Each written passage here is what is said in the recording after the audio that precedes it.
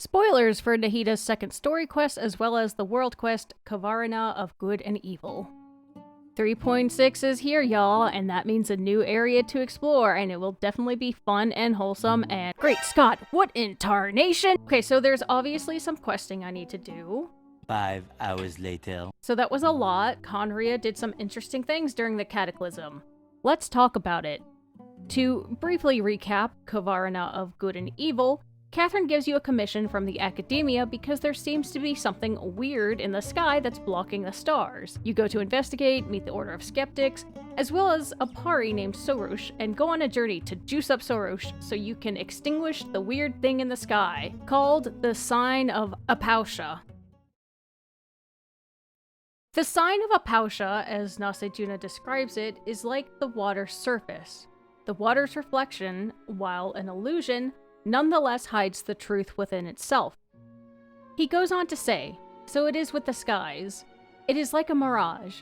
The sign reflects an otherworldly hellscape. You see, the Dahri, or Khaenri'ah, built a facility here that connected them to realms beyond. During the Great Disaster, monsters swarmed out of that facility through a dark rift.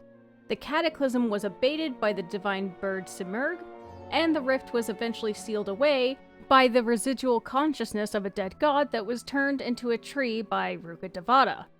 Nevertheless, the Sign of Apaosha appeared. The first leader of the skeptics, Nagarjuna, extinguished it with the help of the Pari, but it has once again reappeared. Sorush later explains that it's over the tree because the residual defilement of the tree is concentrating and attracting the abyssal corruption. Nasejuna says that although monsters cannot enter Tevat through it, the sign reflects that which lies beyond the dark rift, and it still radiates corrupt energy. During his betrayal arc, Nasejuna expands on this, saying that the Dahri called this the Sign of Truth. As Greater Lord Rukkhadevata said, forbidden knowledge is a form of truth that can't be understood and originates from the deepest of the abyss. So I'm reasonably inclined to think this all ties back to forbidden knowledge. In terms of inspiration, Apaosha is a Zoroastrian term and concept for the demon of drought, and is the enemy of the benevolent deity Tishtria, a life-bringer associated with rainfall and fertility. This is interesting because this dead god now tree is associated with the Amrita or primordial water that has cleansing properties, and is probably the original Hydro Archon herself. So, this is about the Sign of Apaosha we see now, but the sign was a consequence of the original breach of Khaenri'ah during the Cataclysm, the Dark Rift. So, let's go back 500 years. The endeavor to extinguish the Sign of Apaosha reveals a lot to us about what exactly Khaenri'ah might have done during the Cataclysm. In the area you fight Nasejuna, you can find a letter, author unknown, addressed to Knight Marshal Anfortis, the leader of Schwanenritter. The sender attributes Khaenri'ah's success to spying on the world outside the skies. Their new machines break the law of nature and the shackles of this world, but he notes its flaws and airs his lack of trust in this new methodology, and so implores Anfortis to convince the king to keep some old technology. This king refers to King Irmin. In an old bulletin, you learn that Irmin was indisposed, which is consistent with what we read in the Hidden Strife event. Okay, backing up a bit with a side note, but bear with me. During the Vimana Agama quest of Aranyaka, Jezuri explains that the ruined golems seem to run on an old energy system using ley line batteries. This is in contrast to ruined machines made after that use a dark power. While in the Dahri Proving Grounds, Nasejuna explains that these ley line batteries are a material called azosite, which is essentially condensed elemental energy. The furnace you find in the underground ruins was once used to forge azosite, and a nearby letter explains that this was actually the last one remaining after the Royal Machine Workshop, Nahida, was officially abandoned because azosite had a huge efficiency problem. Another note in the ruins says that even concentrated azosite fares poorly compared with the newly discovered perpetual energy. This perpetual energy, I assume, is what Jezuri refers to as dark power, presumably from the abyss. Putting this all together, it seems that this dark abyssal power was gained through taking a little peeksies beyond the skies. But this is slightly confounding given that most everything we know about the Abyss implies it's deep underground. Were they then referring to an underground sky or ceiling in an upside-down Khaenri'ah? Or was it the sky we see in Teyvat?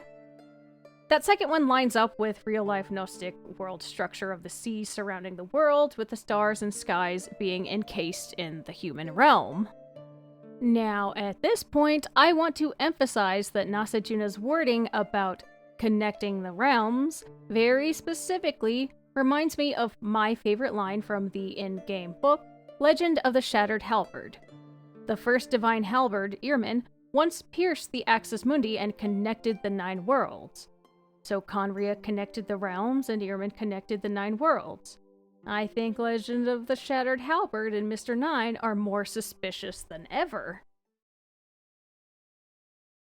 From the Enkanomiya quests and event, we learned about the 3 realms of this world. One is the Light Realm, filled with primordial elemental creatures like the vishaps. Another is the Void Realm, or the Abyss, and then there's the Human Realm. The Light Realm has existed even before the Primordial One and time as we know it, and is also the Bishop Realm. It's unclear if Khaenri'ah had intended on connecting with these realms or something truly beyond, like wherever the author of Vera's Melancholy is from. But that's further obfuscated by the uncertainty of the expanse of any of these realms. I, for one, assume Khaenri'ah did connect with the Void Realm because, well, they essentially invited abyssal creatures into Teyvat. Perhaps not intentionally, though. Early in the quest, Nasejuna says that Khaenri'ah supposedly had caused the creation of the Abyssal Rift. Emphasis on supposedly. He also wonders aloud why, if they had caused the Cataclysm, why they would fight its monsters. During his betrayal arc, he shares what I assume would be his most honest thought. They were only remembered as sinners even though they fought bravely against the Abyss. So perhaps the Cataclysm was a bit of an oopsie? Let's go back to Reindotir, or Gold, the great alchemist of Khaenri'ah and creator of Albedo, and also the greatest sinner. There's plenty of evidence that Reindotir caused the Cataclysm in the sense that her monsters attacked Teyvat. The descriptions of Rifthounds explicitly say they're dark and alien in nature, and can dissolve space and erode the boundaries of the world, and A also echoes these descriptions. But here's the thing, the Riftwolves seem to want to invade the world on their own volition, driven by jealousy even. And Gold mass-produced these malformed wolf packs almost as if by accident, like shrunken drawings on a discarded sheet of paper. So to me it seems like it could have been an accident, albeit a very cruel and careless disaster on Reindotir's part. On the other hand, they did want to summon something alien, the Abyss sibling. Clothar had said that to Khaenri'ah, they were the Abyss, and to control the Abyss would be to control everything. So I wonder if connecting the realms is also linked to the summoning of the Abyss sibling. And yes, technically the sibling isn't a descender, but by all means they should be, but they were just recorded by Irminsul. But regardless of intention, Khaenri'ah did cause the Cataclysm, but also fought against it. And we do know of at least one person who was against the idea of tearing away the veil of sin, the Jester. But just to speculate a little bit, perhaps Khaenri'ah originally wanted to connect with the Light Realm. In the 3 Realms Gateway event, Tsumi says that the Sengokorexes, or the butterflies, are important to the ecology of Enkanomiya as they break down raw elemental energy to a milder form seen in the human realm. So the elemental energy of the Light Realm is much more intense and potent than that of the human realm. So perhaps by connecting with the Light Realm, they found a conduit through which to take this raw, pure, intense elemental energy and create Azosite in the first place. The energy blocks do resemble the Light Realm pieces from the 3 Realms Gateway event in Enkanomiya. I don't know, I'm just still hung up on the unknown Irminsul connection. But it would be super cool if they connected the light and human realms in a meaningful way transcending beyond visions or the divine to utilize elemental energy. Again, this is all speculation, but this also brings me to my shining new high-octane crack theory about the Light or Bishop realm. Now this is wild speculation, but you're in for a ride. Also, as another disclaimer, you may have noticed I tend to have a lot of running crack theories, and I want to be explicit that they don't all have to agree. I'm just having some fun. Come play in this space with me! Nahida's story quest focuses on themes of life, evolution, and adaptation. But we've actually already had a lot of content focusing on evolution already, and there's something specific. In Khaenri'ah, there's a Vishap research lab, and you can get the Baptismal Vishap experimental records. It documents experimentation looking into the evolution of vishaps. It even says the vishap's evolution is plain for all to see, and that vishaps are excellent adapters. They change physically based on the environment, and 4 generations down, their human linguistic capabilities approach that of a 12-year-old student. They go on to say they're stopping the experiments, for if not, we may yet be proven narrow-minded for having dismissed the last person who wrote a fantastical tale about vishap-people. This concept is highlighted in the Three Realms Gateway Offering event from last year. After we beat up Enjo, he recounts Enkanamian legends of vishap-people, and these legends are thousands of years old. He says when the Baptismal Vishaps were defeated, they began evolving to survive. That is to say, they imitated the victors. Eventually, this gave rise to a line of vishaps who were indistinguishable from humans except for their pupils. At the end of the event, Kokomi adds context that Sumi is actually likely a vassal for Orobashi, and that vishap-people are nothing but fiction. So hear me out. I 100% believe that Enjo never lied to us. I mean, he may have deceived us in a way by leveraging this legend to make us think that Sumi was a vishap person, and to realize that Sumi had different intentions than she let on, which was true. And perhaps he did think she was a vishap person, seeing as how Sumi herself thought she was a vishap person. I digress. But let's re-examine what Enjo said and its implications without the context of the event. Enjo says that the vishaps are fast evolving and highly intelligent, which lines up with what we learn in Nahida's story quest about creatures from the Light Realm. He also says, when the vishaps were defeated, they began evolving to survive.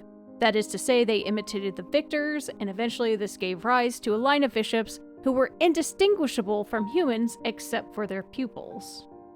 Now, in the story, the focus is on Sumi's snake-like eyes, but read this again without the context of Sumi, and keeping in mind, there is one distinct group of people where the eyes have been a focus even in an Archon quest, who are distinguished by their specific bloodline, who didn't, or should I say perhaps couldn't, turn into hilichurls. So, what if the pure-blooded Khaenri'ahns are actually just highly evolved vishaps? Now, I know I've shared my crack theory that Irmin is a Seelie many times, but the entire basis is that Irmin simply doesn't seem like a normal human being. But here's the thing. In Nahida's story quest, we learn from Apep about the Dragon King, who sounds to be either one of the 7 dragon sovereigns of the Light Realm, or the King of Kings, you could say. Its name was Nibelung. Now, in Richard Wagner's opera, Der Ring des Nibelungen, which Genshin and specifically Khaenri'ah-related lore derives a lot of inspiration from, the Nibelung is a race of dwarves. The most prominent of them is Alberic. Yes, like Kaya Alberic and Clotar Alberic. At this point, I can really go off the rails with my speculation, and I won't. So I won't go as far as to say that Irmin is the Dragon King, but I like to at least think about them as frame stories reflecting the same idea of overthrowing the gods, or more appropriately, reclaiming the land from the invaders. I mean, good motivation for a rebellion, right? Apep's disdain for the gods gives me that same vibes as Clotar's disdain. Alternatively, they could be the same in the sense that Rukkhadevata are different manifestations of the same thing, or also how Rukkhadevata said, "You are me in this samsara." I mean, wouldn't it be interesting if, like, the Primordial One came, battled the 7 Dragon Sovereigns, and then later Nibelung summoned the second who came, just as Irmin would later summon the Abyss sibling. Okay, like I said, this is all high-octane, insufflating a rainbow level of speculation. And there are definitely a few things I can't explain, or haven't even thought of, probably. And this would definitely change a lot of my book interpretations too, so, yeah. But one last thing I think that is fun to think about is this. There's that one line by Enjo, which in full also says that vishap-people gradually infiltrated Enkanomiya and took over many high-ranking positions. Let me replace a few names here. Eventually, this gave rise to a line of dragons who were indistinguishable from humans except for their pupils. These were the Khaenri'ahns. The story goes that one gradually infiltrated Mondstadt and took over a high-ranking position. Wouldn't that be something? And also, now my Kaya thumbnail isn't technically clickbait, so you're welcome.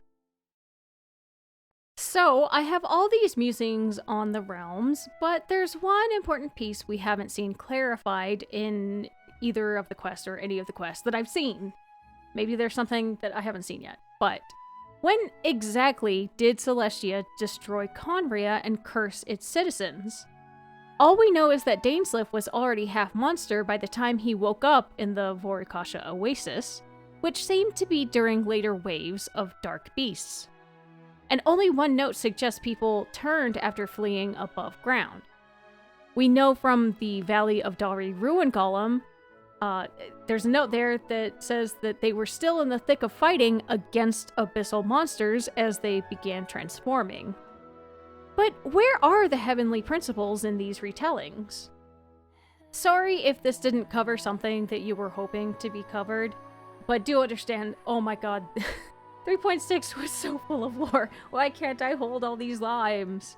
So it's been a lot to process, but don't worry. I'm cooking up so many more juicy videos, so stay tuned. And yes, it's all Khaenri'ah. Thank you all for watching. Please like, comment, and subscribe, and hit that notification bell. If I missed anything, or if I got something incorrect, do let me know. Or if you have your own crazy theories, also comment with those. I love reading them. I co-host a stream over on twitch.tv/OwletDesu with my friend Owlet, where we play Genshin and do lore, and we get silly. Alright, that's all. Thanks for watching, and see y'all later. Bye!